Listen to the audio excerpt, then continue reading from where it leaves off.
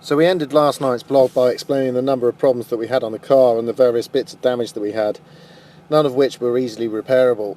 Everything that we damaged either couldn't be fixed with the tools we had or we didn't carry spares for.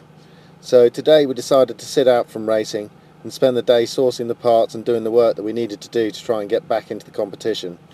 It pretty much puts our chances of a good position out of the running, but it means that we get to enjoy the rest of the time here and spend some time back out on the road in the truck. Let's see how the team got on today. One of the issues we had was with a damaged swivel chalice.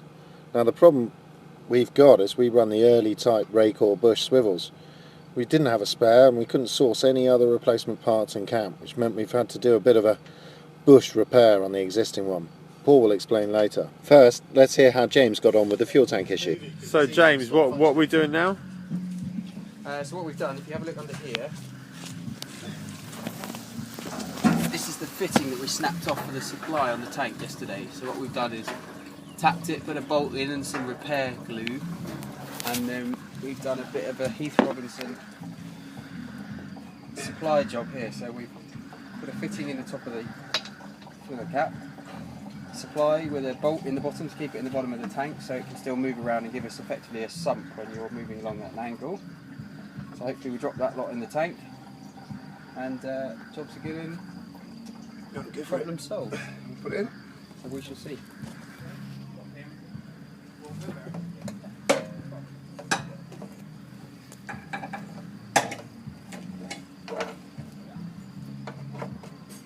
Hi Paul, so do you want to tell us where you got to with the front winch you said broke last night? Okay, so yeah, an update on the front winch problem.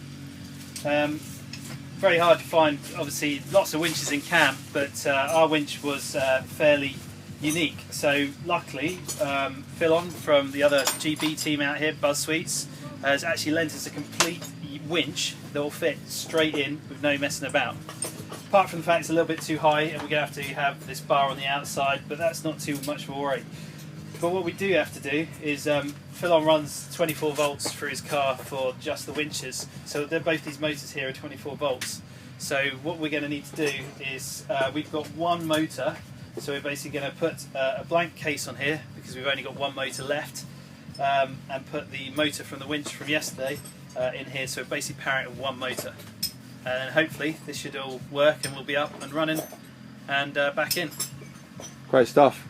And how's Adi getting on? I see Adi's working around there behind you with the wheel issue you told us about? Yeah, well, we've again we can't find a new chalice. We've actually bent basically the chalice, but and destroyed the bearing in there, the lower bearing. But we've put a new bearing in and applied some basic chemical metal to try and hold it in, and we'll just have to see how it goes. Whether it holds or not, we'll find out. But it looks okay at the moment. But until we give it a good thrashing, we don't know. Okay, thanks Paul. Good luck. Thank you. So with all the problems we've had with the truck, there's no chance of a decent position in this year's Croatia Trophy.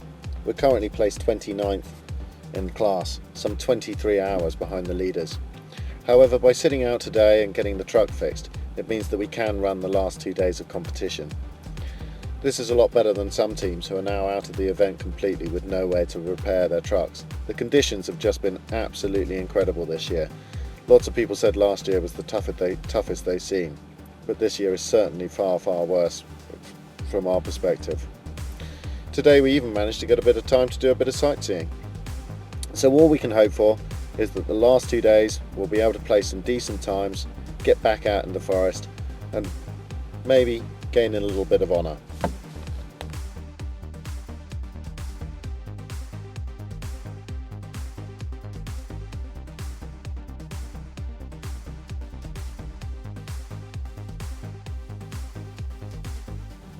Thanks for watching. We'll be back tomorrow to tell you how we get on.